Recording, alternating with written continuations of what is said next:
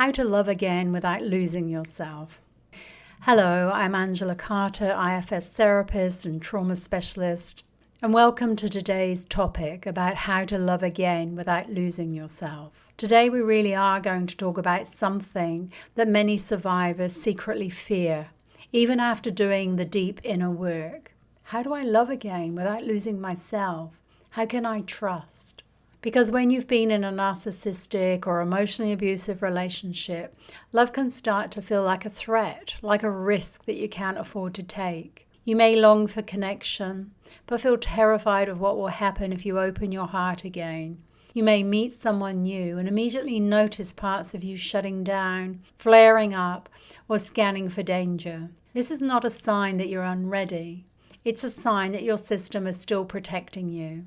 And today we're going to explore how to listen to those parts and love again from a place of wholeness. So why does love feel dangerous after emotional harm? Well, let's begin with why this happens. When love has been paired with control, criticism, conditional approval, or emotional chaos, your body learns to associate love with danger.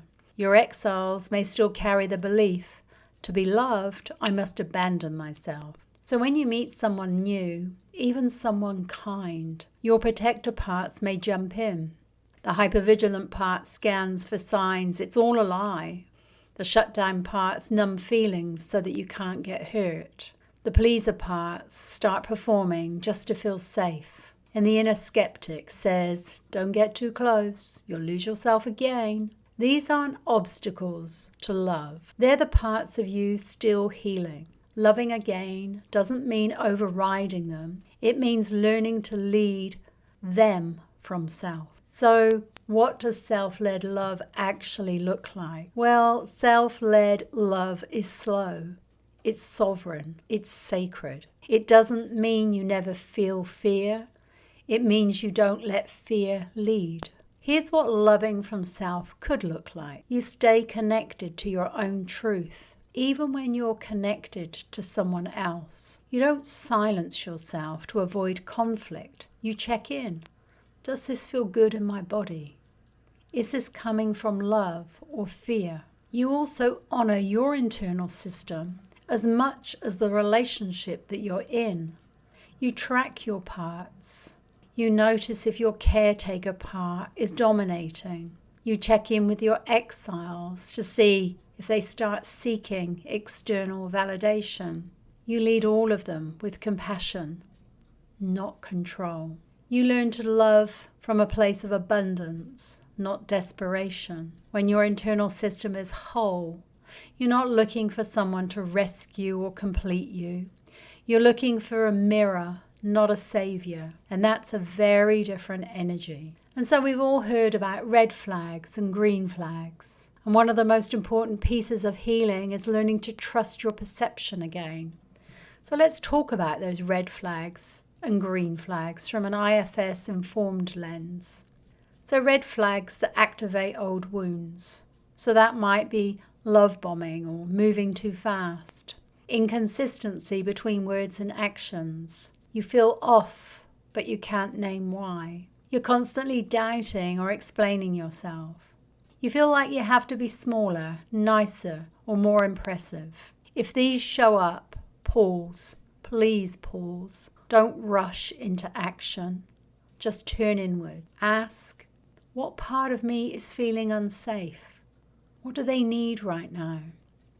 And listen. Listen to their call. And then there'll be a number of green flags that support your healing. They are emotionally consistent, not just intense. They respect your boundaries for the first time you name them. They welcome your no. You feel calm, not confused in their presence. You're allowed to grow, change, and speak your truth. Green flags don't mean the relationship is perfect. They mean your system is allowed to be real in the relationship. So there are some practical tools to love without losing yourself. You may have heard me say this a number of times in all these conversations that we've been having. Firstly, check in. Check in with those internal parts. Let it become a daily practice, the same as cleaning your teeth. Before or after spending time with someone new, ask, what did I feel in my body today? Did any part of me feel unseen or overextended? Am I leading this connection from self? This helps you anchor your nervous system as your inner compass, not their attention. Ensure that you give your parts a role in the relationship. Let your pleaser parts help you attune, but remind it doesn't need to overfunction. Let your skeptic parts assess the pacing, but remind it that not all love is a lie. And let your exile be witnessed, not to be healed by the other, but to be held by you. Name your needs early. One of the most radical things you can do is state a boundary or ask for a need early in the connection. It tells your system we are safe to be real.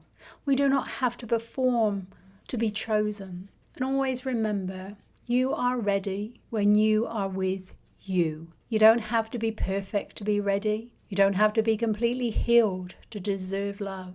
You are ready to love again when you can say, even if this ends, I won't abandon myself. That is so important. If you're in a relationship right now and you think about it ending and that your system will be devastated, you've got some healing work to do, my darling. So in our next and final episode for this series, we talk about becoming your own safe place, the completion of the healing arc, where we anchor everything we've explored into a sustainable way of living, loving, and leading your inner world. If this episode supported you, please subscribe, comment, or share with someone you care about. Let's create a world where survivors become self-led, not just survivors, but thrivers. Your love is sacred, your heart is whole, and your healing is yours.